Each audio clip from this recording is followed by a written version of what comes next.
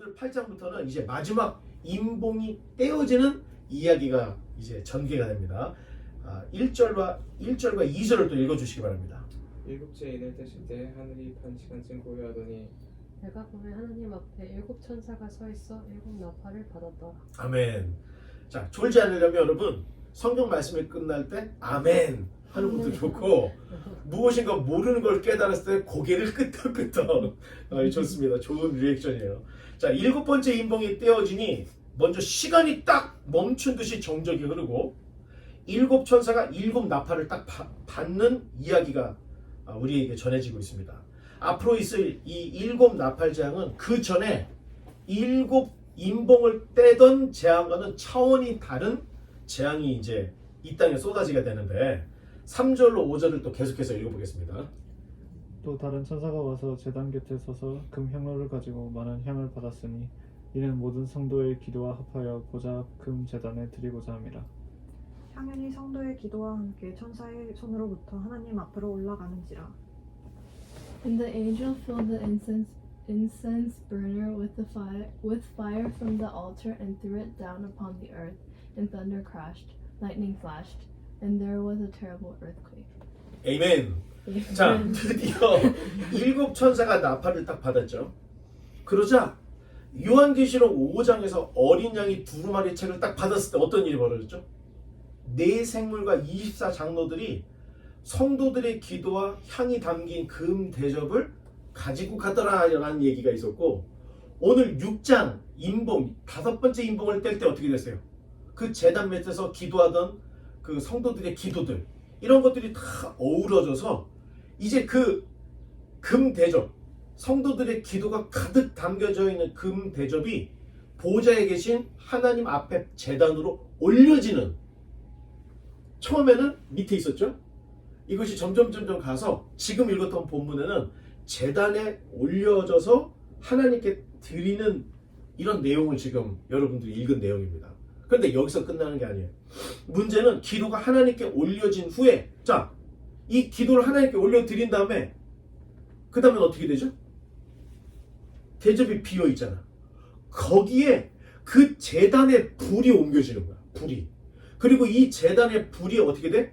땅에 쏟아지는, 자, 이런 장면들을 우리에게 전해주고 있는데, 앞으로는 돌이킬 수 없는 재앙이 이 땅에 쏟아진다, 이걸 좀 보여주고 있는 거예요. 자, 여기서 가장 중요한 것은 성도의 기도와 재앙이 연결되고 있다는 점이에요. 연결. 자, 재앙은 재앙대로, 기도는 기도대로 따라가는 것이 아니라 성도들이 하는 기도와 하나님의 재앙이 보조를 맞춰서 연결이 되고 있다는 것을 지금 요한이 본 이 환상을 통해서 우리가 알 수 있다는 거예요. 어찌 보면 하나님이 세상에 재앙을 쏟아부으시는 이유 중에 하나는 성도들의 기도에 대한 응답으로서 재앙이 이 땅에 쏟아지고 있다. 자, 이렇게도 보여진다는 거예요. 기도는 천상과 지상의 역사를 잇는 가교, 다리와 같다는 거예요. 다리와 같다는 거예요. 자, 인봉이 떼어질 때, 그리고 나팔이 불려질 때 성도의 기도가 늘 재앙에 반영이 되고 있다는 거예요. 자, 이처럼 기도는 하나님께 다 올려지는 굉장히 의미 있는 행위라는 거예요. 자, 여러분, 밥 먹을 때 기도, 또는 뭐 다 같이 모여서 기도합시다, 이런 거 말고 여러분들이 개인적으로도 운전할 때도 기도해도 좋을 것 같아. 나는 운전할 때 기도가 제일 좋은데, 안 되는 영어로 일부러 영어로 기도도 해보고 그러는데, 나와 하나님과의 그 조용한 기쁨의 그 시간은 기도로서 이루어질 수 있다. 그런데 그 만남은 아무 의미 없는 게 아니라는 거예요. 그런 만남들과 그런 기도들이 다 향이 되어서 하나님께 올라가고, 하나님은 그 모든 기도를 들으시고 그 기도에 대한 응답으로서 세상을 심판하시고, 자, 이러한 관계들이 있다는 것을 지금 요한이 본 환상을 통해서 다 우리에게 보여주고 있다는 겁니다.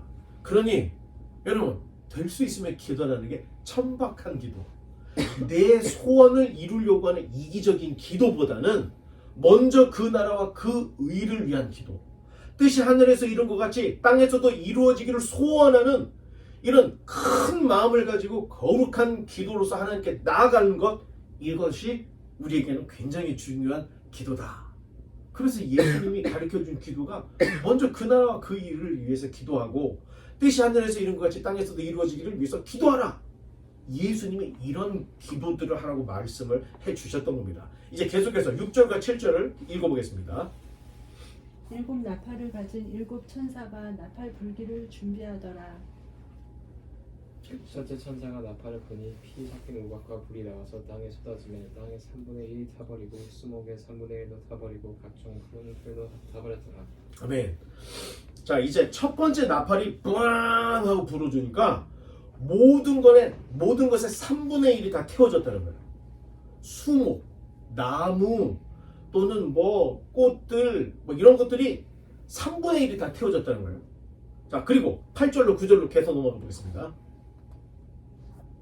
둘째 천사가 나팔을 부니 불 붙는 큰 산과 같은 것이 바다에 던져지며 바다의 3분의 1이 피가 되고 바다 가운데 생명 가진 피조물들의 3분의 1이 죽고 배들의 3분의 1이 깨지더라. 자, 여러분 이거 SF 영화에서 너무 많이 봤던 장면이죠. 딥 임팩트나 아마겟돈 같은 데를 보면은 큰 소행성이 지구에 떨어지는데 파편들도 막 떨어져서 팡팡팡 떨어지면 헤일이 거의 2kg짜리 거의 한 1.5마일 정도 되는 그 헤일이 일어나가지고 지상을 막 덮어버리는 거야. 이런 것들을 지금 보여주는데 그러면서 바다 생물의 3분의 1이 죽고 배들의 3분의 1이 깨지더라. 자, 이런 이야기를 우리에게 전해주고 있어요. 또 계속해서 10절과 11절. 셋째 천사가 나팔을 부니 횃불같이 타는 큰 별이 하늘에서 떨어져 강들의 3분의 1과 여러 물샘에 떨어지니 The name of the star was bitterness. It made 1/3 of the water bitter, and many people died from drinking the bitter water. 아멘.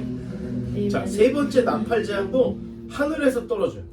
자, 이번에는 강들, 바다가 아닌 강들의 3분의 1을 오염을 시켜서 물을 마실 수가 없는 거야. 그 물을 마신 수많은 사람들이 죽게 되었더라. 자, 이런 재앙들이 일어날 때 아마도 일본 후쿠시마에서도 그런 일이 있었죠. 쓰나미, 지진이 일어나니까 원전이 깨져버리는 거야. 그러니까 원전이 깨질 때 뭐가 방출이 되는 거예요? 방사능이 쫙 퍼져가지고 그 체르노빌 그 다음에 뭐 후쿠시마 이런 데서 원전이 깨어지면서 방사능 유출로 토양이 다 그냥 오염이 되잖아요. 그래서 거기 있는 그 물을 마시거나 거기에 있는 뭐 이런 것들을 먹어서 사람들이 갑자기 다 치명상을 받고 죽는 일. 자, 이런 것들을 우리가 상상을 해볼 수 있는데 방사능 오염들도 우리가 생각을 해볼 수 있다. 자, 계속해서 12절로 넘어가고 있습니다. 넷째 천사가 나팔을 부니 해 3분의 1과 달 3분의 1과 별들의 3분의 1이 타격을 받아 그 3분의 1이 어두워지니 낮 3분의 1은 비추임이 없고 밤도 그러하더라. 아멘. 자, 네 번째 나팔장은 해, 달, 별에 타격을 주는 거야. 그래가지고 3분의 1이 흔들리는 거야. 해의 3분의 1, 달의 3분의 1, 별의 3분의 1이 막 흔들리는 거죠. 자, 문제는 앞으로도 이제 세 천사의 나팔장이 남아있다. 자, 이런 것들을 우리에게 보여주는데 13절로 계속 또 넘어가 보겠습니다. 내가 또 보니 들으니 공중에 날아가는 독수리가 큰 소리로 이르되 땅에 사는 자들에게 화가 있으리니 이는 새 천사들이 불어야 할 나팔 소리가 남아있음이로다. 자, 예, 아멘. 감사합니다. 자, 세 천사가 불어야 될 나팔이 아직도 3개가 남았다. 자, 이렇게 이야기할 정도면 지금까지의 그 나팔장이 얼마나 치명적이고 심각했는지를 알 수 있죠. 4개가 지나갔는데 엄청난 타격을 받았다는 거예요. 그런데 아직도 3개가 남았네. 이 얘기를 하고 있는데 독수리같이 생긴 천사가 촥 날아가면서 걔는 어떻게 했어? 예, 화 하면서 참 날아가고 있다는 거예요. 자, 앞으로 이 재앙이 더 심각한 재앙들이 있을 거다 하는 것을 계속해서 보여주면서 일어나고 미리 보여주고 일어나고, 자, 이런 영화 같은 일이 있는데 여러분 꼭 영화를 보는 것 같지 않아요? 지금 막 지구가 막 우두두두 막 부서지고 있는데 독수리가 날아가면서 어떻게? 이러면서 날아가고 있는 장면을 요한이 다 봤다는 거예요. 이 본 것을 글로서 써서 보니까 우리가 생생함이 없는 거지만 상상을 하면서 보면 마치 꼭 한 편의 영화를 보는 듯한, 자, 요한계시록에 나오는 거의 모든 재앙은 하나님의 화풀이가 아닙니다. 재앙의 대부분은 회개 좀 하라고 하는 경고들이라는 거예요. 그러니 재앙들 사이에 막간 삽입구를 통해서 인을 치는 내용, 또 이 막간을 통해서 기도의 향이 하나님께 올라가는 장면, 이런 것들을 보여주면서 이 세상의 재앙은 지구의 수명이 다 돼서 된 거다, 이게 아닌 하나님께서 한 사람이라도 구원하려고 경고로서, 또 회개하라는 경고로서 이런 재난이 일어나고 있는데 왜 정신들을 못 차리고 있느냐. 자, 이런 의미들로 지금 재앙이 우리에게 보여지고 있다는 거예요. 혹시 미래에 우리 시대가 아닌 여러분들이 이제 주역이 되는 그 시대, 아니면 지금 당장이라도 여러분 소행성이 지구로 다가와서 부딪힌다든가 막 이런 일들이 있다면 신앙에 있어서 심기일전을 해야 될 때다. 정신을 바짝 차려야 될 때다. 그리고 회개를 해야 된다는 거예요. 이제 요한계시록 9장에는 아까 독수리가 화했죠. 그 세 개 중에 첫 번째 화가 어떻게 임하는지를 우리에게 보여주는데, 이 첫 번째 화는 다섯 번째 천사가 부는 이 나팔과 같다 하는 것을 보여주고 있습니다. 자, 9장 1절을 한번 읽어주시기 바랍니다. 다섯째 천사가 나팔을 불며 내가 보니 하늘에서 땅에 떨어진 별 하나가 있는데 그가 무적행의 열쇠를 받았더라. 아멘. 자, 하늘에서 떨어진 별, 떨어졌다고 생각하니까 우리가 듣기에는 타락한 천사인가? 벌을 받아서 떨어졌나? 이렇게 생각할 수 있지만 이 번역이 너무 거치게 돼버린 거야. 번역이 하늘에서 내려온 별 같은 천사 하나가 하늘에서 내려와서 무적행의 열쇠를 받고 그 열쇠로 문을 열더라, 이렇게 얘기하면 되는데, 하늘에서 별이 떨어졌는데 무적행의 열쇠를 받고 하니까 우리한테는 굉장히 어감 자체가 어렵게 들리는 거예요. 쉽게 얘기하면 천사 하나가 하늘에서 내려왔다는 거예요. 그리고 무적행을 열 수 있는 열쇠를 받아서 열려고 한다. 여기까지가 지금 읽었던 본문이고, 계속해서 2절과 3절을 읽어보겠습니다. 그가 무적행을 열니 그 구멍에서 큰 화덕의 연기 같은 연기가 올라오매 해와 공기가 그 구멍의 연기로 말미암아 어두워지며 또 황충이 연기 가운데로부터 땅 위에 나오매 그들이 땅에 있는 전갈의 권세와 같은 권세를 받았더라. 자, 요한이 만약에 미래의 어떤 그 모습들을 봤다면 자기가 표현할 수 있는 한계가 있는 거예요. 그러니까 보도 듣도 못한 뭔가를 본 거야. 그러니까 이거를 자기 언어로 무엇인가 표현을 하려고 하다 보니까 전갈이라는 게 나오는 거예요. 자기가 알 수 있는, 자기가 알고 있는 그 지식 안에서 표현을 하다 보니까 우리가 듣기에는 이게 뭐지? 하지만 사실 이게 영상으로 우리한테 그대로 전해졌다면 어쩌면 우리 시대에 우리가 알 수 있는 이런 어떤 존재들, 이런 모습들을 우리가 그냥 볼 수가 있었을 텐데 글로써 썼기 때문에 우리한테 굉장히 어렵다는 거예요. 근데 그 천사가, 하늘에서 내려온 별과 같은 천사가 무적행을 열어. 그랬더니 무적행부터 연기 같은 존재가 확 올라오죠.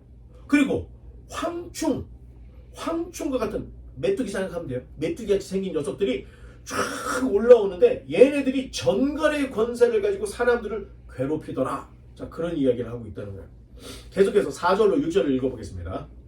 They were told not to harm the grass or plants or trees, but only the people who did not have the seal of God on their foreheads.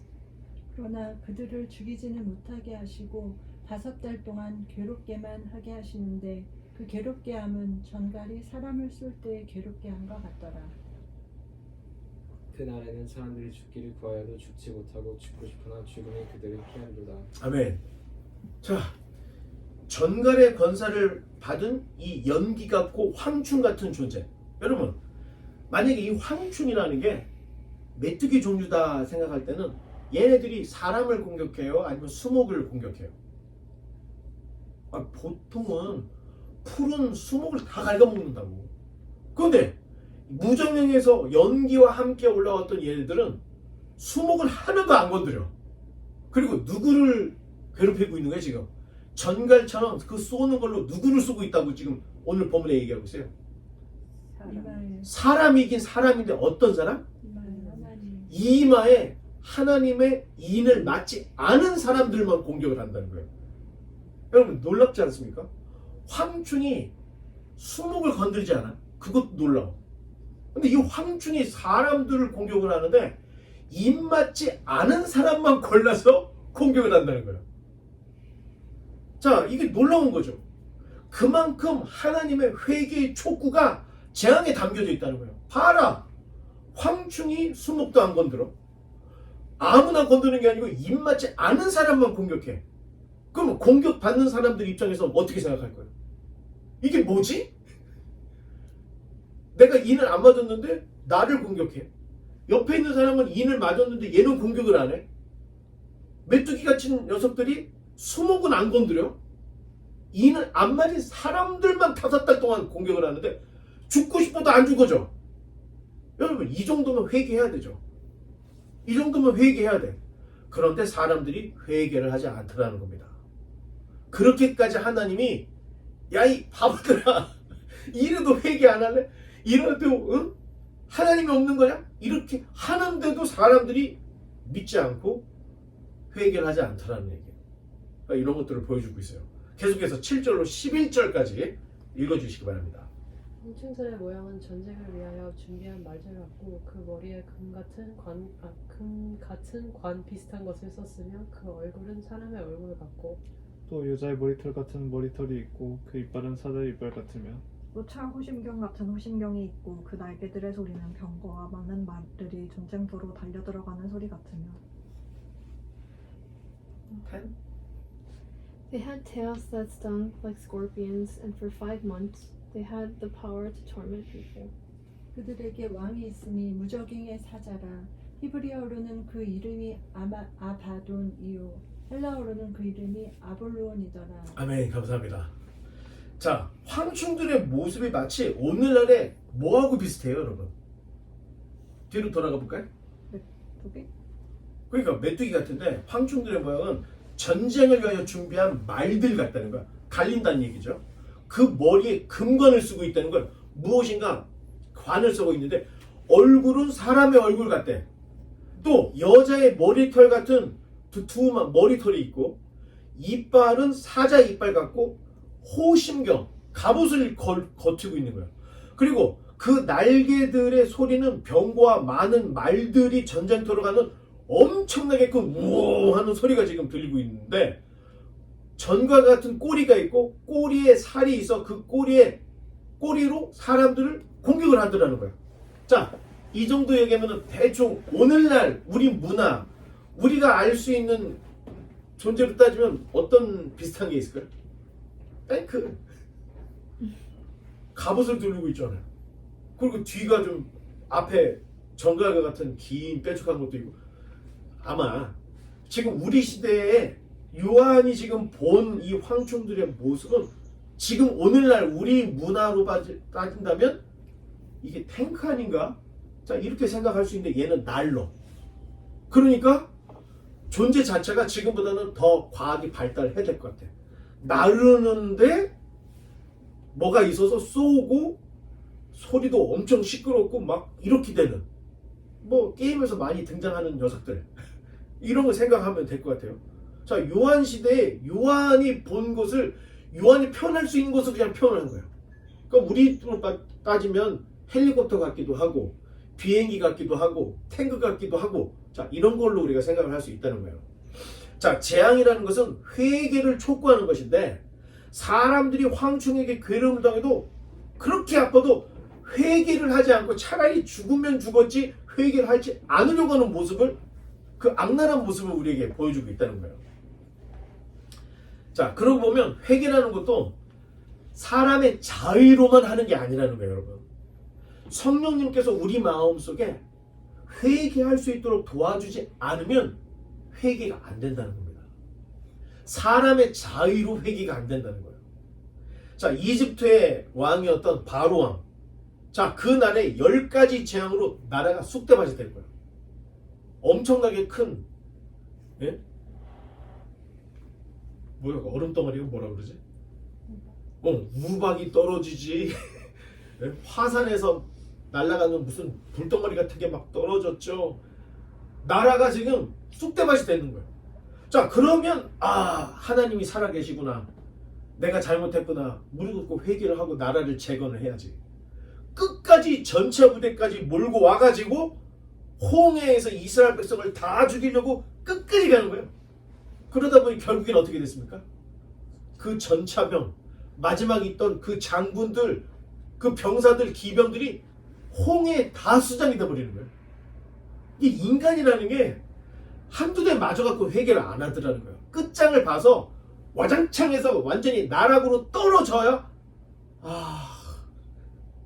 여러분 마약, 그 다음에 게임 중독 또는 갬블 중독 다 마찬가지예요. 그래서 집까지 날리고 결국에는 쇠고랑까지 차고 여기까지 떨어지더라는 거예요. 사람들이. 자, 마지막 7재앙도 하나님께서 이집트에서 이스라엘 백성을 끄집어내실 때 10가지 재앙으로 치셨던 패턴 비슷하게 이 땅을 입맞지 않은 자들만 그렇게 막 뒤흔들면서 하나님의 입맞은 백성들을 구원해내는 이러한 대출애굽의 역사로 보여주고 있다는 거예요. 다만 출애굽 때보다는 7재앙이 훨씬 광범위하죠.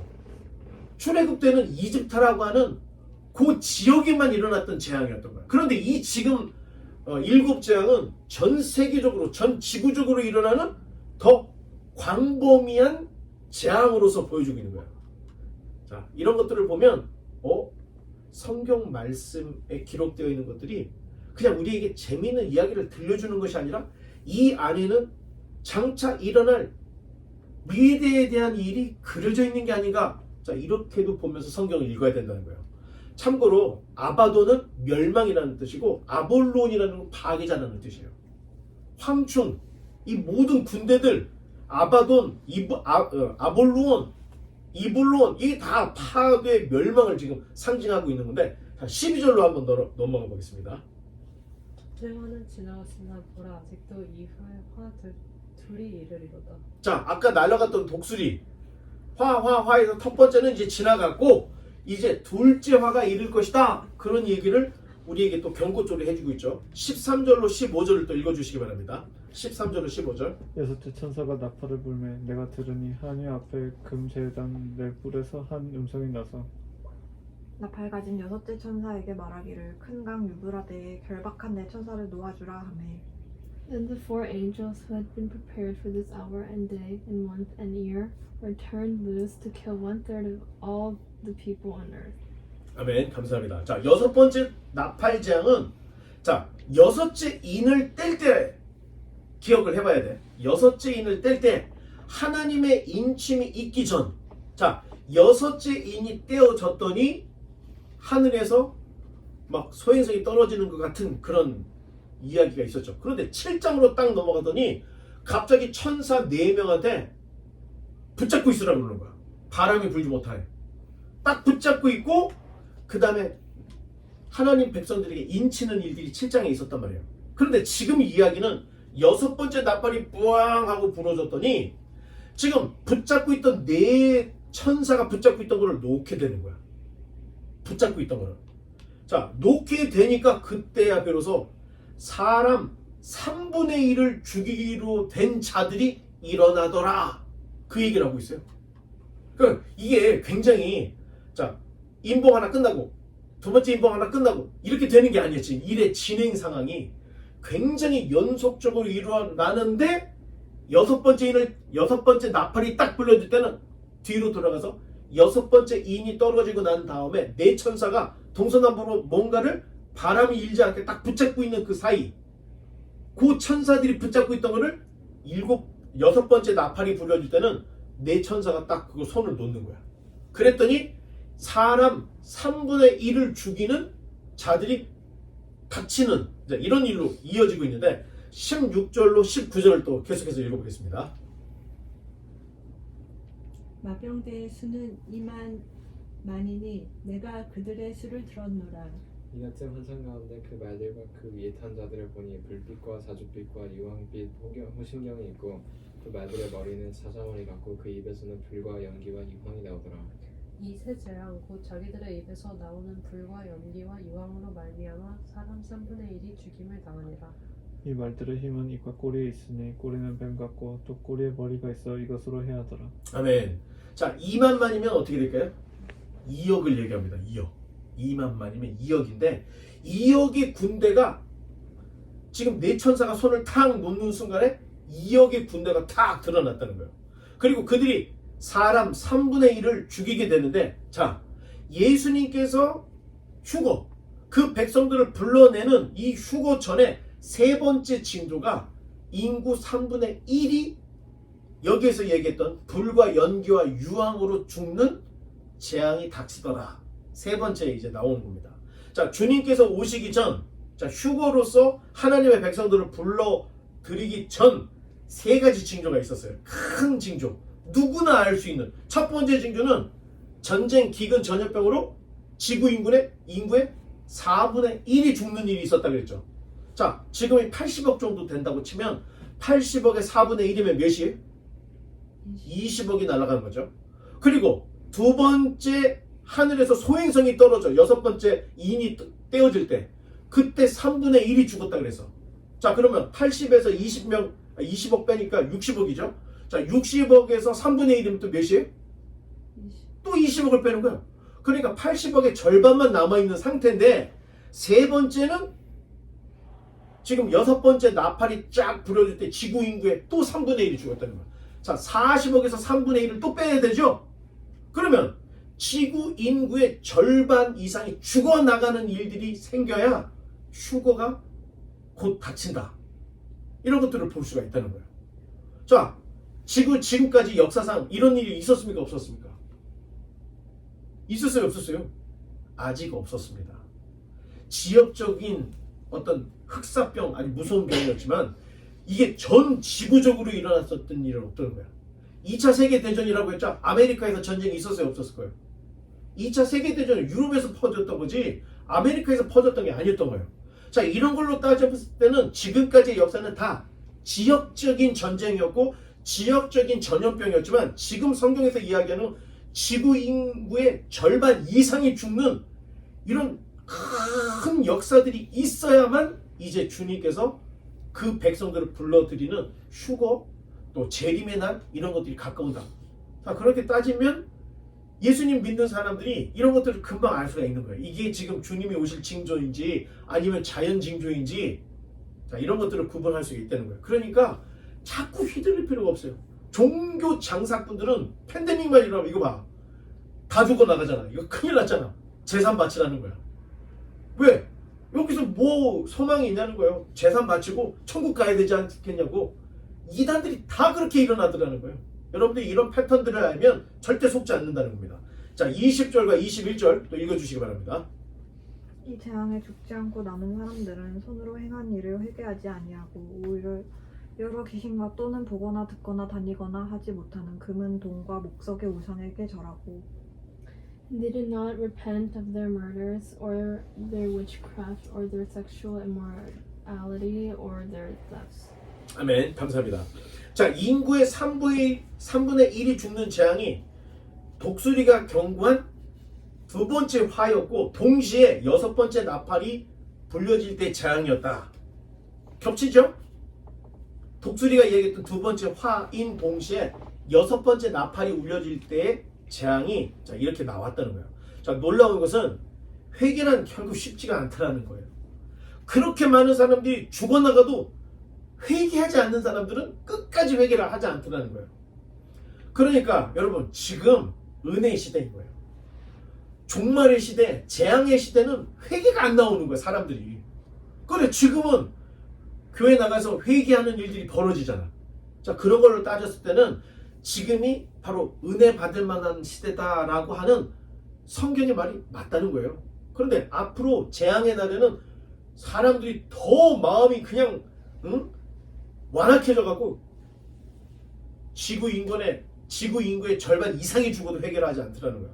여러분, 과거로 돌아가서 니느웨 성은 당시에 가장 잔혹했던 아수르의 수도였어요. 니느웨라는 곳이. 그런데 요나가 전도를 하자 그 전도를 듣고 어떻게 했어요? 죄를 뒤집어 쓰고 회개를 했죠. 그랬더니 하나님의 심판의 계획의 수정이 되어버리더라는 거야. 하나님이 니느웨 성을 소돔과 고모라처럼 완전히 박살을 내려고 했는데 요나의 설교를 듣고 전도를 듣고 회개를 했더니 하나님이 니느웨 성을 파괴하고 심판하려고 했던 그 계획을 수정하면서까지도 니느웨 사람들에게 기회를 주더라는 거야. 하지만 회개하지 않던 이스라엘의 사마리아는 회개한 아수르 사람들이 와서 주전 예수님이 오기 722년에 완전히 가루를 만들어 버렸습니다. 회개만 하면 인침을 받고 구원을 얻는데 끝까지 회개를 하지 않으면 지구의 절반 이상이 죽어나가는 끔찍한 재앙을 보고도 회개를 하지 않더라. 이런 교훈을 우리에게 주고 있는 거예요. 자, 그러나 세상은 인구의 3분의 1이 죽어나가도 회개하지 않고 오히려 금은 동, 목석으로 만든 우상에게 오히려 절을 하고 있더라는 거예요. 또 살인, 복술, 음행, 도둑질 이런 것들에 대한 죄책감도 없이 회개도 하지 않더라. 9장을 이렇게 마치고 있다는 거예요. 완악한 세상. 하나님이 이렇게 치고 저렇게 쳐도 절대 회개하지 않은 이 세상에 대한 이야기로 9장을 딱 끝내고 있습니다. 자, 여러분 참 묘하게 팬데믹 이후에 바뀐 게 하나 있어요. 기독교가 굉장히 어리석은 맹신자, 이성을 잃어버린 이런 걸로 지금 생각이 돼요. 그래서 교회 나가는 걸 부끄럽게 생각하는 사람들이 많아지는 거예요. 지금 요즘. 그 팬데믹 이전하고 이후에 판도가 너무나도 많이 바뀌었어요. 그런데 여러분 이게 지금 시대만이 아니라는 거예요. 앞으로는 더 기독교를 바보 취급할 거고 미신 취급할 거고 교회 나가는 사람을 바보 취급하는 일들이 더 많아질 거라는 거예요. 앞으로는. 자, 그러니 철저히 성경을 알고 미래를 내다볼 수 있는 실력들이 있어야 된다는 거예요. 자, 지금까지 비춰진 기독교는 구원에 대한 여기 정도밖에 안 되는 거예요. 지금 기독교가 미래를 내다보고 하나님께서 미래를 다스리는 어떤 이런 큰 그림이 아닌 매일 하는 게 내 사업 잘 되게 해달라고 하는 비나이다 하는 정도. 여기에서 멈춰있는 기독교의 모습들을 보고 세상 사람들이 기독교인들을 바보 취급을 하고 있는 거예요. 지금 사실은 세상 학문보다 더 깊은 내용들이 있고 세상이 미래를 알 수 없지만 기독교는 미래를 보여주고 있는 비전이 있는 신앙인데 이런 신앙보다는 저급한 어떤 미신으로 자꾸 취급이 되고 있다. 자, 그 날이 이 세상은 도적처럼 임하겠지만 주님께서는 내가 올 때 분명한 징조를 보여주겠다고 말씀을 하셨기 때문에 하나님을 믿는 백성들에게는 도적같이 주님이 임하지 않습니다. 자, 휴거 전 세 가지 큰 일이 있다고 그랬죠. 첫 번째는 지구 인구의 4분의 1이 죽는 일. 두 번째는 3분의 1이 죽는 일. 세 번째는 또 3분의 1이 죽는 일. 이렇게 엄청나게 큰 일이 있고 난 후에 하나님이 그 백성들을 휴거하는, 불러들이는 이런 일이 있을 거라는 것을 우리에게 명확하게 보여줬기 때문에 사실 여러분 이제 우리는 미래를 알고 있는 거예요. 그러니까 웬만한 일 갖고는 흔들리지 않는 이런 신앙들을 다 가지고 있어야 된다. 자, 이제 말씀의 결론을 맺겠습니다. 요한계시록은 우리가 살고 있는 이 세상은 영적 전투의 현장이라는 것을 딱 보여주고 있는 거예요. 우리가 생각할 때는 미국, 중국이 싸우는 것 같지만 이 배후에는 어둠의 세력들, 또 교회를 지키려고 하는 세력들, 또 어떻게든 세상을 어둡게 하려고 하는 이 세력들이 지금 영적인 싸움을 하고 있는 영적 세상을, 전투의 현장을 지금 성경 우리에게 제발 눈을 떠서 보라고 우리에게 말해주고 있다는 겁니다. 출애굽 사건은 과거의 역사 이야기가 아니에요. 출애굽 사건은 하나의 예표 모델로 보여준 거고 이제 장차 다가올 구원과 심판이 출애굽 사건과는 완전히 단 큰 출애굽 사건으로 우리에게 펼쳐질 것이라는 것을 보여주고 있는 그 이야기들이 바로 성경 이야기라는 거예요. 그러니 두려워하기보다는 믿음으로, 신앙으로 장차 될 일에 대해서 철저히 준비를 해야 된다. 기독교 신앙은 결코 지옥 가지 않을 정도 믿고 구원받는 이 정도가 아니라는 얘기입니다. 예수 그리스도를 믿었다면 저와 여러분 영적 전쟁에 참가한 거예요. 우리는 참전을 한 거예요. 그래서 우리의 싸움은 혈과 육이 아닌 영적인 싸움이라는 거예요. 인생 전체에 예수 그리스도를 의지해서 승리해야 될 의무가 있는 영적 참전자다. 여러분 이런 것들을 우리가 인식을 해야 된다는 겁니다. 바라기는 우리 모두가 어린아이의 모습을 제발 좀 버리고 지금보다도 더 성숙한 하나님의 백성들로 잘 자라서 마지막 시대에 모세와 같이 또 마지막 시대에 엘리야와 같이 불꽃같이 쓰임을 받을 수 있는 저와 여러분 되시기를 주님의 이름으로 간절히 축원합니다. 기도하겠습니다.